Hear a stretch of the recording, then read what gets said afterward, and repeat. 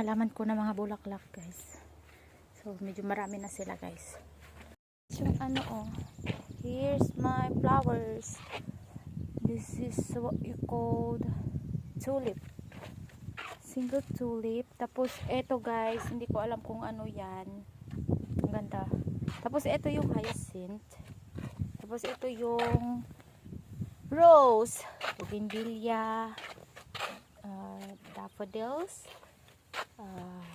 another tulip. Tapos ito guys, yan. O diba, ito na yung mga halaman ko guys. Ito hindi ko alam kung anong pangalan nito guys. So yan na guys, yung mga halaman ko. O diba, kahit papano guys, may halaman ako dito sa bahay. Yan lang guys. So thank you for watching. Ganda ng mga halaman ko.